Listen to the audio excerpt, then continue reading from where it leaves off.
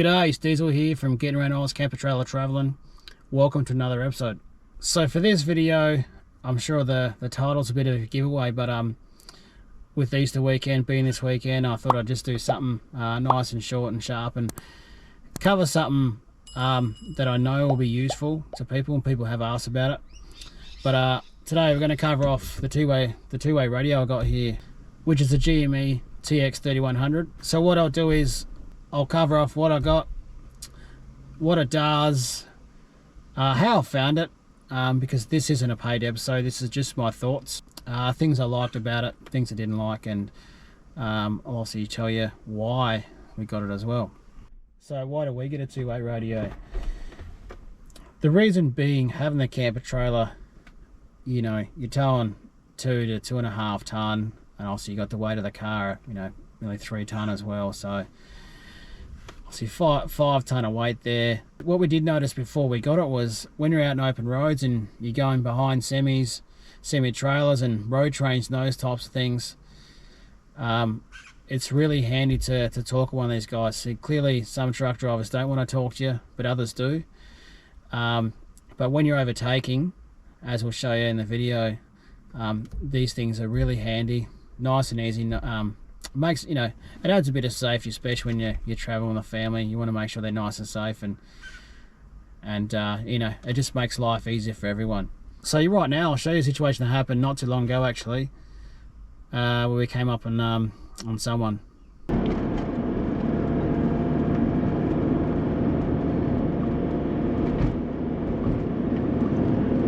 Thanks there, guys.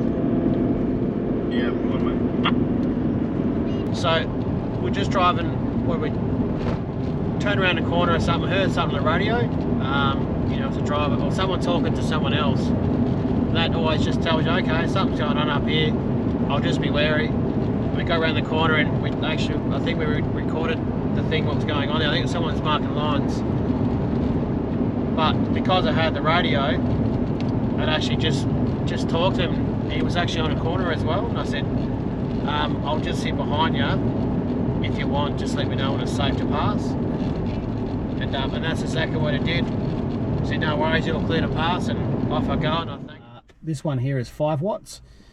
So it does come with the aerial on the front there, which we obviously had fitted in. I didn't do this sort of stuff myself because I simply couldn't bloody do it. But it's 5 watts. So like I said before, distance wise, it depends on the terrain and, you know, where you are and hills and all that sort of stuff. But this one particular occasion. Yeah, mate, go ahead. Yeah, I'm going to go through, mate. Yeah, 5 is on the way now, 2 minutes away.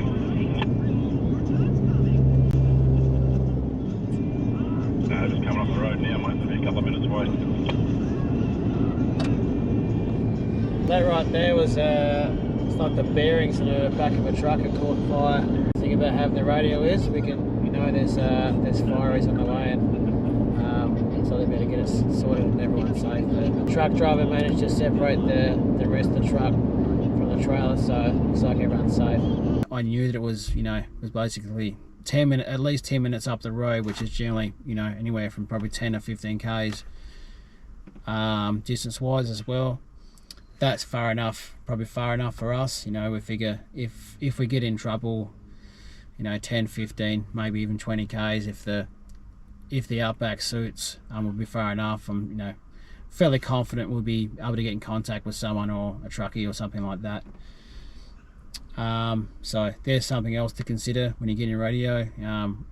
Something else this does do, we got GME handheld radios as well, which we use, you know, when we're backing up and all that sort of stuff. So again, they can connect up to this as well if we need. Give you a quick demo of this thing. Again, it's really simple.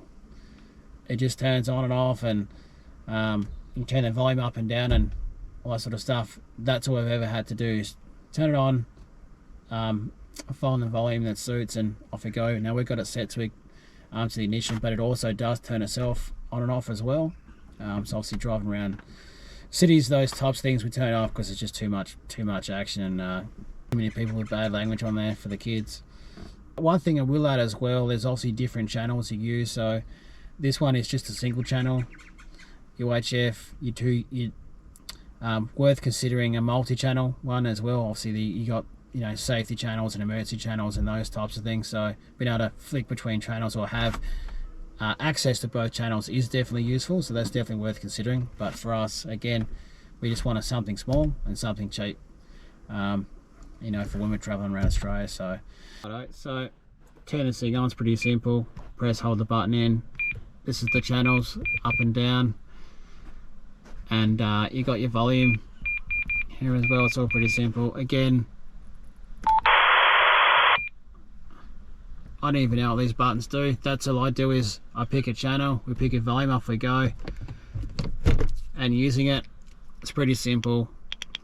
It's just a case of holding the button in there, and that's it. That's all there is to it. Again, this comes with a unit as well, but all it is, for anyone who's got a Pajero, I mean, there's nothing under here, but obviously this one here is just two nice little screws in there on the angle. Slips in and actually clicks in there as well, so I know it's not going to fall out. But that's it, hey. And that's the little night sensor I was telling you about. Bracket goes on there, and that's all there is to it. Yes, I reckon that's about all there is to it. Fairly simple for this. So there you go, nice and simple.